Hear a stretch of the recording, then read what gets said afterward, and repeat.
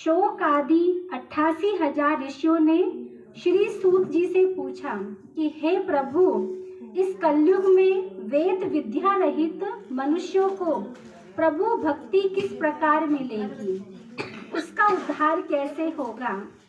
इसलिए हे मुनि श्रेष्ठ, कोई ऐसा तप कहिए जिससे थोड़े समय में पुण्य प्राप्त होवे और मन वांछित फल मिले। वह कथा सुनने की सारी इच्छा है। तो सर्वशास्त्र ज्ञाता श्री सुत जी बोले, हे वैष्णव में पूज्य आप, प्राणियों के हित की बात पूछी है। अब मैं उस श्रेष्ठ व्रत को आप लोगों से कहूँगा जिस व्रत को नारद जी ने लक्ष्मी नारायण से पूछा था और लक्ष्मीपति ने मुनि श्रेष्ठ नारद से कहा था। तो ध्यान से सुनो। एक समय योगी राज नारद जी दूसरों के हित की इच्छा से अनेक लोगों में घूमते हुए मृत्यु लोक में पहुँचे। यहाँ अनेक योनियों में जन्मे हुए प्राय सभी मनुष्यों को अपने कर्मों के द्वारा अनेकों दुखों से पीड़ित देखकर सोचा कि किस प्रयत्न के करने से निश्चय ही प्राणियों के दुखों का क्या हो जाएगा, नाश हो जाएगा। ऐसा मन में सोचकर विष्णु लोक को गए। वहाँ श्वेत वर्ण और 4 भुजाओं वाले देवों के ईश नारायण को देखकर, जिनके हाथों में शंख, चक्र, गदा और पद्म थे तथा वरमाला पहने हुए थे, स्तुति करने लगे। हे भगवान, आप अत्यंत शक्ति से संपन्न हैं। मन और वाणी भी आपको नहीं पा सकती। आपका आदि मध्य अंत नहीं है। निर्गुण स्वरूप सृष्टि के आदि भूति व भक्तों के दुखों को नष्ट करने वाले हो आप। आपको मेरा नमस्कार।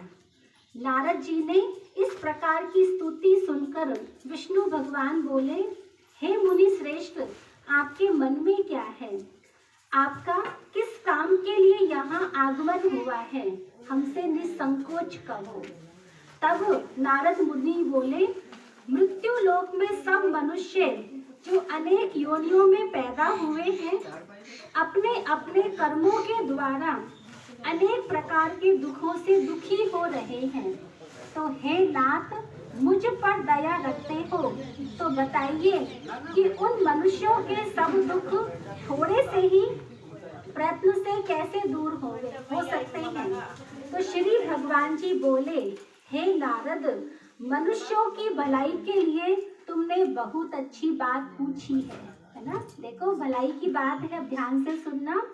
मनुष्यों की भलाई के लिए तुमने बहुत अच्छी बात पूछी है।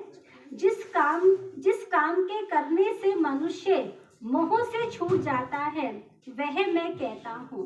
सुनो, बहुत पुण्य देने वाला स्वर्ग और मृत्यु लोक दोनों में दुर्लभ एक उत्तम व्रत है।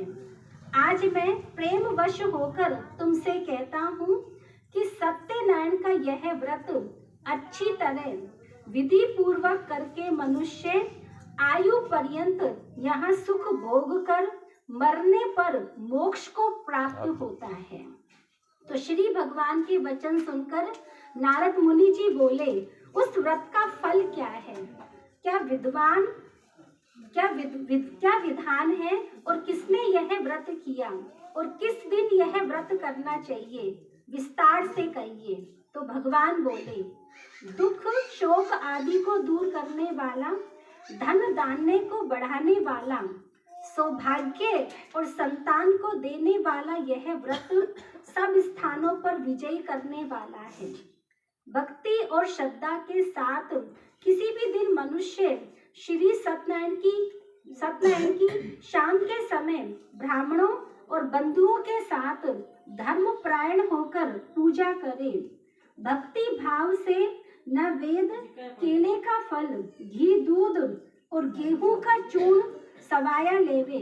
गेहूं के अभाव में साठी का चूर्ण, शक्कर और गुड़ आदि ले और सब भक्षण योग्य पदार्थ जमा करा के भगवान के अर्पण कर देवे और बंधुओं सहित ब्राह्मणों को भोजन करावे, पश्चात स्वयं भोजन करे, नृत्य गीत आदि का आचरण कर सत्यनारायण भगवान का स्मरण करता हुआ समय व्यतीत करे। तो इस तरह व्रत करने पर मनुष्यों की इच्छा निश्चय ही क्या हो जाती है, पूरी हो जाती है। विशेषकर कली काल में भूमि पर यही मोक्ष का क्या है, सरल उपाय है। फिर दूसरा अध्याय। सुत जी बोले, हे ऋषियों, जिसने पहले समय में इस व्रत को किया है उसका इतिहास कहता हूँ, अब ध्यान से सुनो। सुंदर काशीपुरी नगरी में एक अत्यंत निर्धन ब्राह्मण रहता था। वह भूख और प्यास से बेचैन हुआ नित्य पृथ्वी पर घूमता था। ब्राह्मणों से प्रेम करने वाले भगवान ने ब्राह्मण को दुखी देखकर बूढ़े ब्राह्मण का रूप धरकर उसके पास जा आदर के साथ पूछा, हे विप्र, नित्य दुखी हुआ पृथ्वी पर क्यों घूमता है? हे श्रेष्ठ ब्राह्मण, यह सब मुझसे कहो, मैं सुनना चाहता हूँ। तो ब्राह्मण बोला, मैं निर्धन ब्राह्मण हूँ और भिक्षा के लिए ही पृथ्वी पर है वो फिरता रहता हूँ। हे भगवान, यदि आप इसका उपाय जानते हो तो कृपा कर कहो।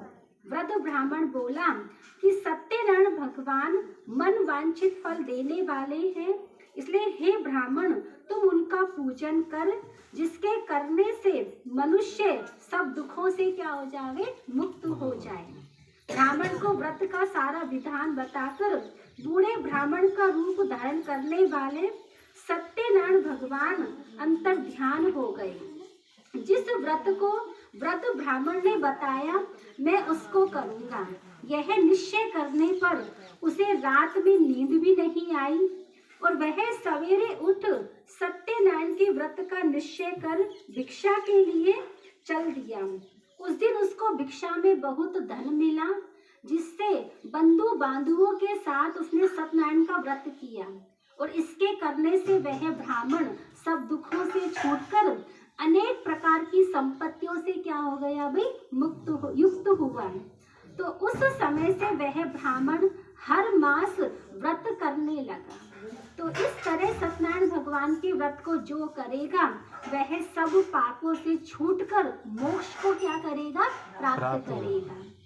आगे जो पृथ्वी पर सत्यनारायण का व्रत करेगा वह मनुष्य सब दुखों से छूट जाएगा। इस तरह नारद जी ने नारायण को कहा हुआ, यह व्रत मैंने तुमसे कहा। हे विप्रो, मैं अब और क्या कहूँ? ऋषि बोले, हे मुनीश्वर, संसार में इस ब्राह्मण से सुनकर किसने इस व्रत को किया, हम वह सब सुनना चाहते हैं और इसके लिए हमारे मन में श्रद्धा है। तो सुत जी बोले, हे मुनियों, जिसने इस व्रत को किया ना, वह सब सुनो। एक समय ब्राह्मण धन और ऐश्वर्य के अनुसार बंधु बांधुओं के साथ व्रत करने को तैयार हुआ और उसी समय एक लकड़ी बेचने वाला बूढ़ा आदमी आया और बाहर लकड़ियों को रखकर ब्राह्मण के मकान में गया। प्यास से दुखी लकड़हारा उनको व्रत करते देखकर ब्राह्मण को नमस्कार कहने लगा कि आप यह क्या कर रहे हो और इसके करने से क्या फल है वो मिलता है, कृपा करके मुझसे कहो। तो ब्राह्मण ने कहा, सब मनोकामनाओं को पूरा करने वाला यह सत्यनारायण भगवान का व्रत है। इसकी ही कृपा से मेरे यहाँ धन धान्य आदि की क्या हुई है, वृद्धि हुई है। ब्राह्मण के इस व्रत के बारे में जानकर लकड़हारा बहुत प्रसन्न हुआ। चरणामत ले और प्रसाद खाने के बाद वह अपने घर को गया। लकड़हारे ने अपने मन में इस प्रकार का संकल्प किया कि आज गांव में लकड़ी बेचने से जो मुझे धन मिलेगा उसी से सत्यनारायण देव का उत्तम व्रत करूंगा। यह मन में विचार कर वह बूढ़ा आदमी लकड़ियां अपने सिर पर रखकर जिस नगर में धनवान लोग रहते थे वह ऐसे सुंदर नगर में गया।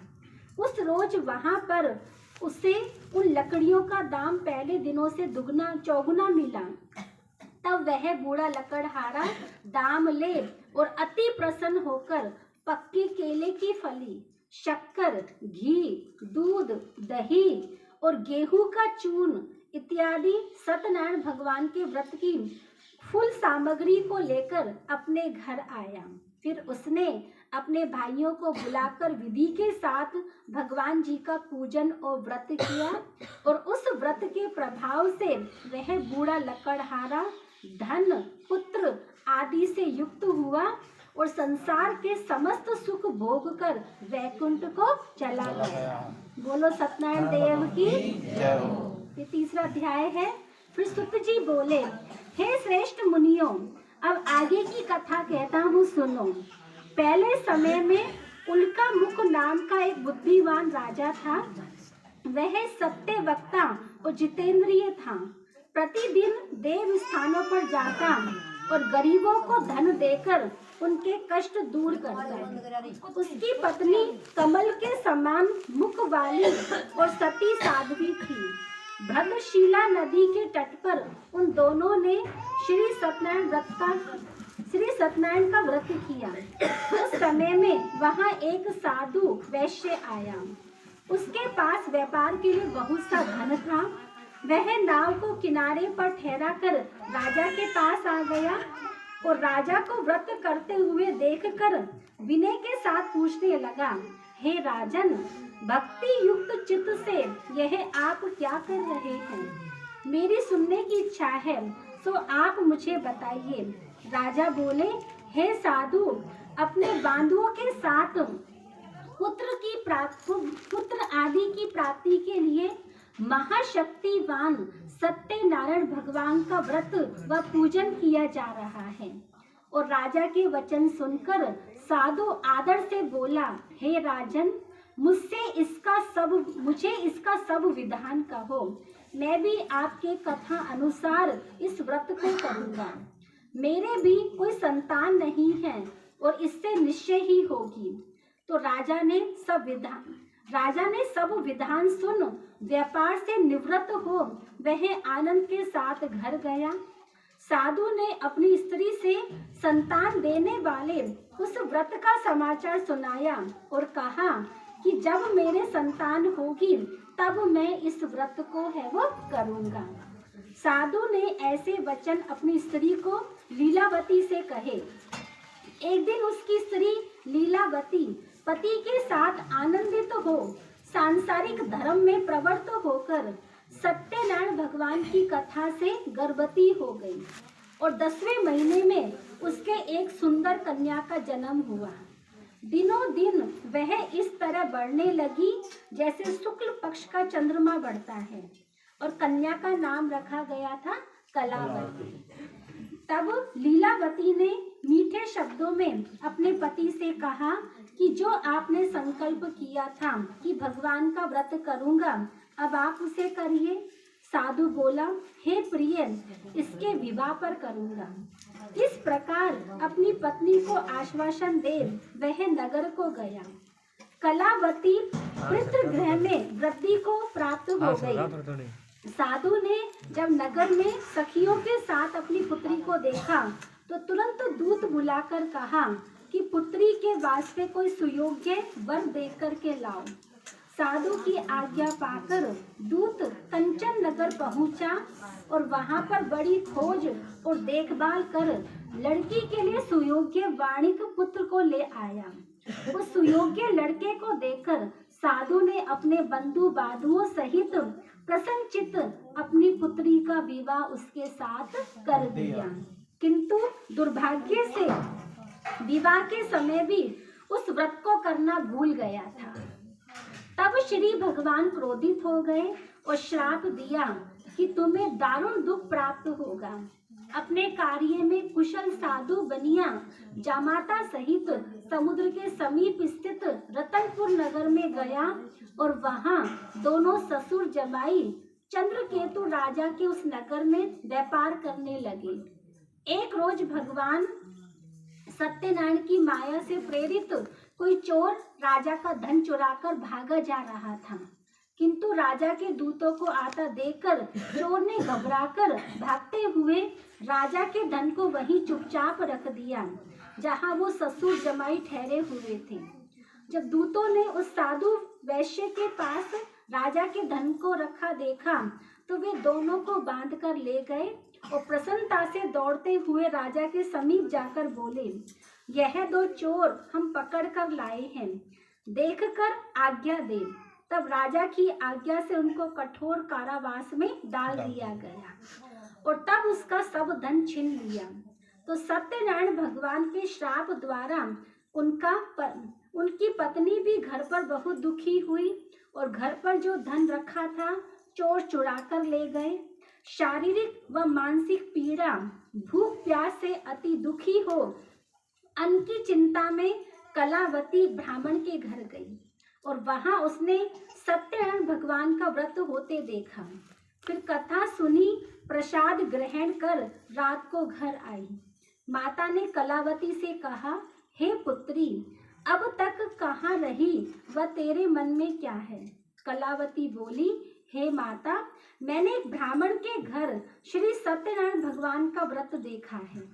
कन्या के वचन सुनकर लीलावती भगवान के पूजन की तैयारी करने लगी और लीलावती ने परिवार और बंधुओं सहित श्री सत्यनारायण भगवान का पूजन किया और वर मांगा कि मेरे पति और दामाद शीघ्र ही घर आ जाए।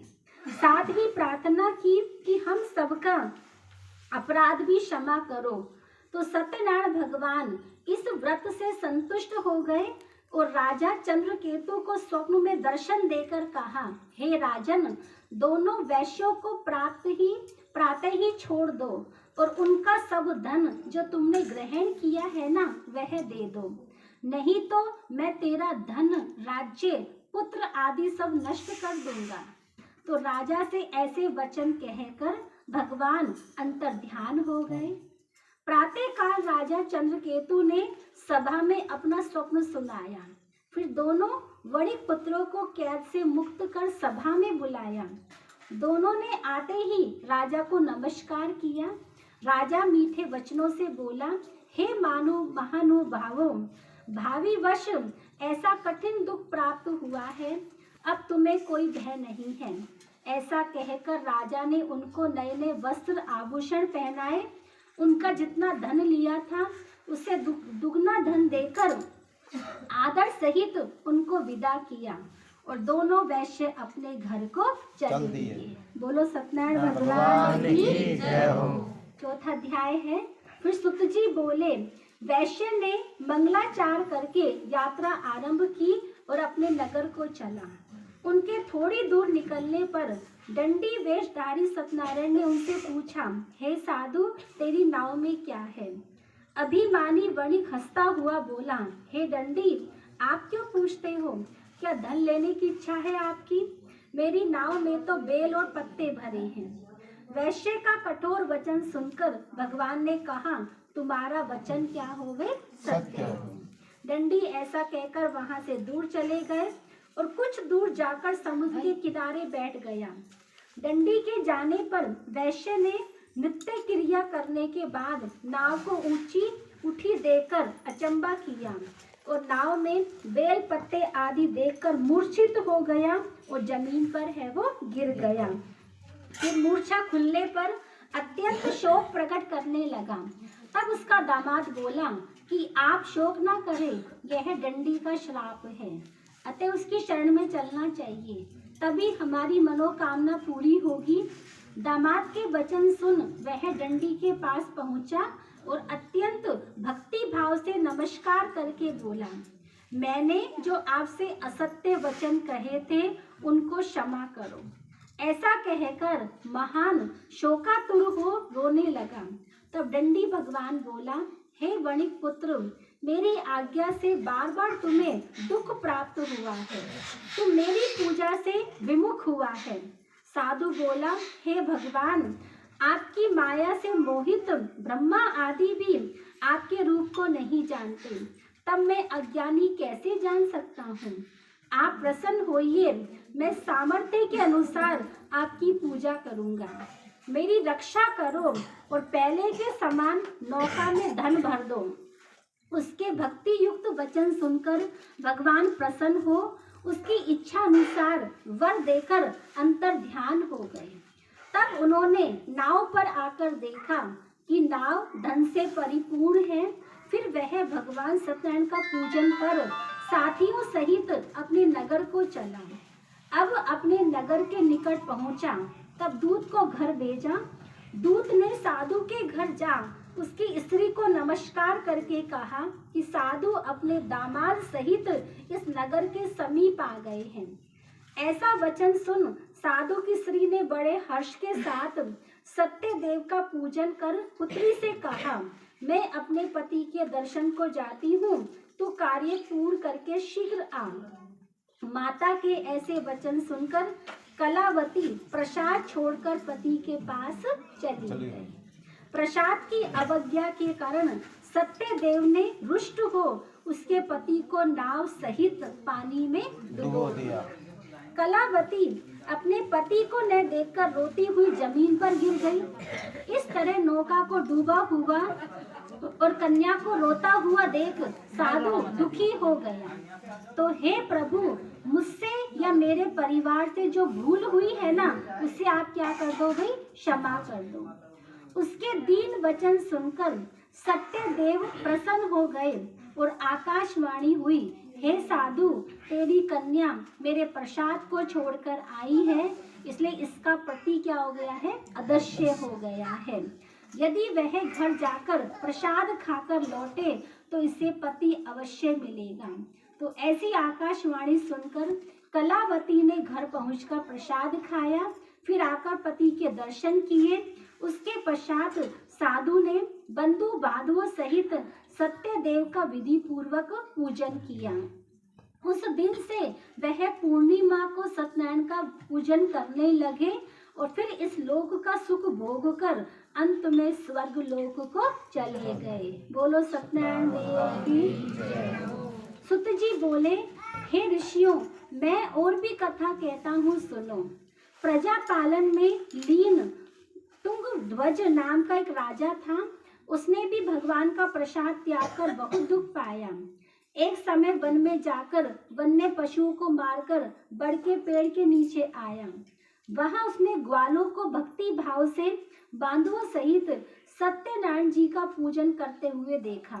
राजा देखकर भी अभिमानवश वहां नहीं गया और ना ही नमस्कार किया। जब ग्वालों ने भगवान का प्रसाद उसके सामने रखा तो वह प्रसाद को त्याग कर अपनी सुंदर नगरी को चला। वहीं उसने अपना सब कुछ नष्ट पाया तो वह जान गया कि यह सब भगवान ने किया है। तब वह विश्वास कर ग्वालों के समीप गया और विधि पूर्वक पूजन किया। उसने प्रसाद खाया तो सत्य देव की कृपा से पहले जैसा था वैसा ही सब कुछ हो गया। फिर दीर्घ काल तक सुख भोग कर मरने पर स्वर्ग लोक को गया। तो जो मनुष्य इस परम दुर्लभ व्रत को करेगा, भगवान की कृपा से उसे धन धान्य की प्राप्ति होगी। निर्धन धनी और बंदी बंधव से मुक्त होकर निर्भय हो जाएगा। संतान विहीनों को संतान प्राप्ति होती है। तब सब मनोरथ पूर्ण होकर अंत में वैकुंठ धाम को है वो जाता है। तो जिन्होंने पहले इस व्रत को किया, अब उनके दूसरे जन्म की कथा कहता हूँ। वृद्ध शतानंद ब्राह्मण ने सुदामा का जन्म लेकर मोक्ष को पाया। उनका मुख नाम का जो राजा दशरथ होकर वैकुंठ को प्राप्त हुआ। साधु नाम के वैश्य ने मोर ध्वज बनकर अपने पुत्र को आरे से चीरकर मोक्ष को प्राप्त किया और महाराज तुंग ध्वज ने स्वयं भू होकर भगवान में भक्ति युक्त कर्म कर मोक्ष को पाया। बोलो सत्यनारायण भगवान की जय।